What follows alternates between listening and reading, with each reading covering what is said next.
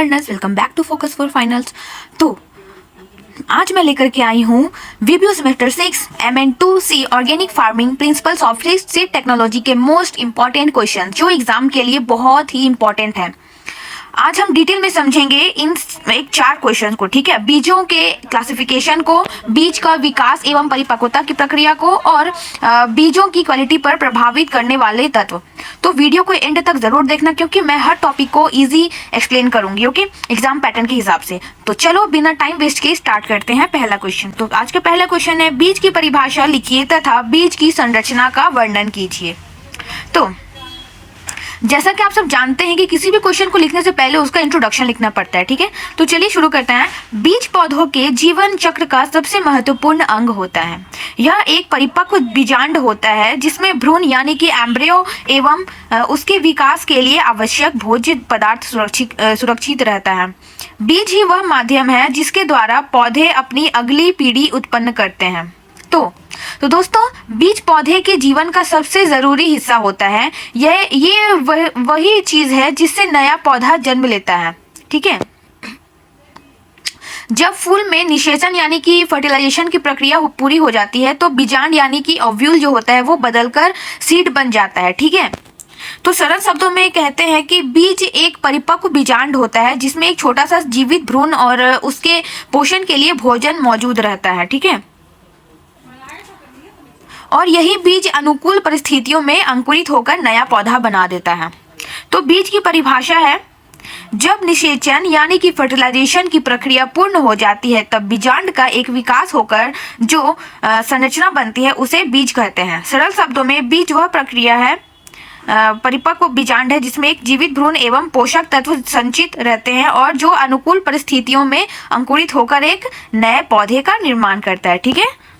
आप लोग को अच्छे समझ में आ गया। अब आते हैं बीज का संरचना यानी कि स्ट्रक्चर ऑफ सीड। तो सामान्यतः बीज तीन मुख्य भागों से मिलकर बनता है, ठीक है। पहला है बीजावरण यानी कि सीड कोट, दूसरा है एम्ब्रियो यानी कि भ्रूण और तीसरा है भ्रूण पोष यानी कि एंडोस्पर्म या दलपत्र भी बोलते हैं उसे, कॉटिलेडन्स, ओके। तो सबसे पहले हम लोग सीड कोट को देखते हैं। तो यह बीज की बाहरी आवरण होता है जो बीज का यांत्रिक चोट, सूखापन, जल की कमी और सूक्ष्म जीवों से सुरक्षा प्रदान करता है। यह 2 परतों वाला होता है। पहला होता है टेस्टा यानी कि ब्राह्म आवरण और दूसरा होता है टेगमेन यानी कि आंतरिक आवरण, ओके।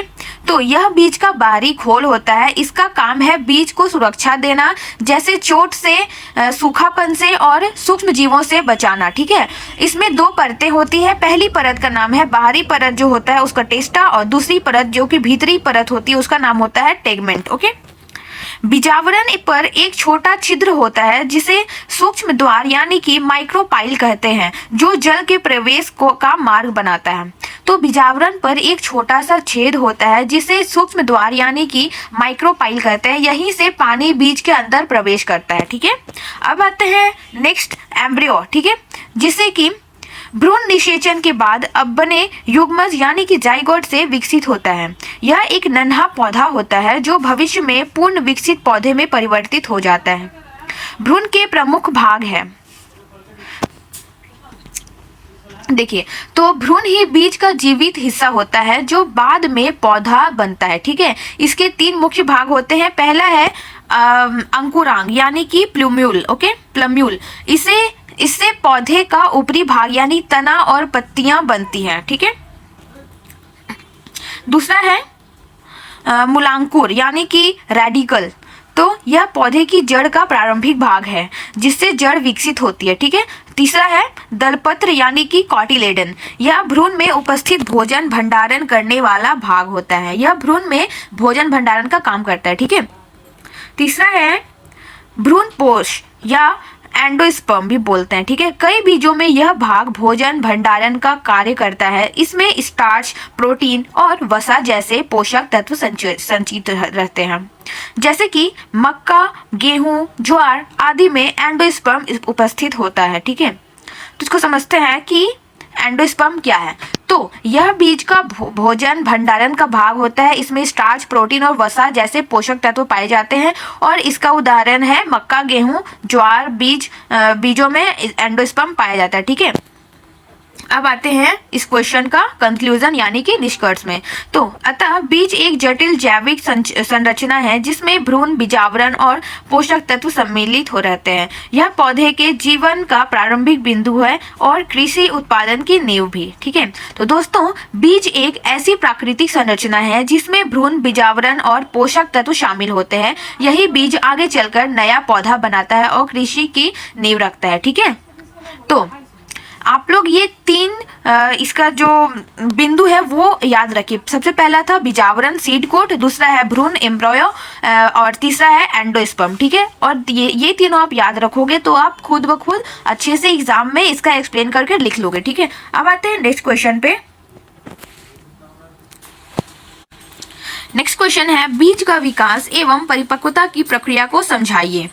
तो बीज का विकास और परिपक्वता एक जैविक प्रक्रिया है जो निषेचन के पश्चात आरंभ होता है। इस प्रक्रिया में बीजांड का रूपांतर परिपक्व बीज में हो जाता है। मुख्य चरण है इसका, पहले इसको समझ लेते हैं। ठीक है, तो दोस्तों बीज का विकास और परिपक्वता एक बहुत ही जरूरी जैविक प्रक्रिया है जो निषेचन यानी कि फर्टिलाइजेशन के बाद शुरू होता है। ठीक है, इसमें फूल के अंदर मौजूद बीजांड यानी कि ओव्यूल धीरे धीरे बदलकर परिपक्व बीज यानी कि मैच्योर सीड बन जाता है। ठीक है, तो अब आइए इसे चरण दर चरण समझते हैं। ठीक है, पहला है निषेचन यानी कि फर्टिलाइजेशन। फूल में परागन के बाद नर और मादा युग्मकों का संयोग होता है। द्विनिषेचन की प्रक्रिया से एक युग्मज यानी कि जाइगोट और एक त्रिगुणित एंडोस्पर्म बनता है।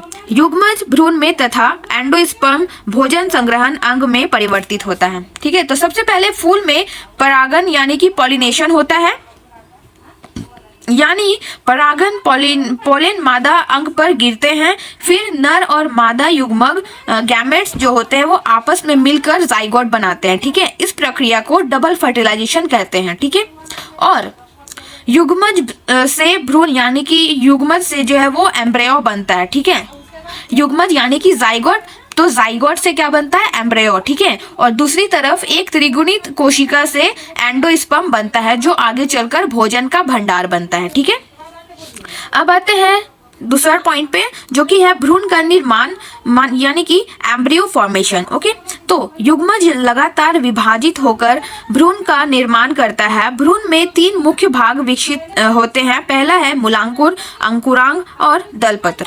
ठीक है, तो अब युग्मज लगातार विभाजित होता है और भ्रूण का निर्माण करता है। भ्रूण के तीन मुख्य भाग होते हैं। पहला है रेडिकल यानी कि मूलांकुर जिससे जड़ बनती है। ठीक है, और दूसरा है प्लम्यूल यानी कि अंकुरांग जिससे तना और पत्तियां बनती हैं, और तीसरा है कॉटिलेडन दलपत्र जो भोजन का भंडारण करता है। ठीक है, और चौथा है भोजन का संचय यानी कि स्टोरेज ऑफ फूड। भ्रूण के विकास के साथ साथ बीज में एंडोस्पर्म या दलपत्र में भोजन, स्टार्च, प्रोटीन, वसा संचित होता है। फिफ्थ है मैच्योरेशन यानी कि परिपक्वता।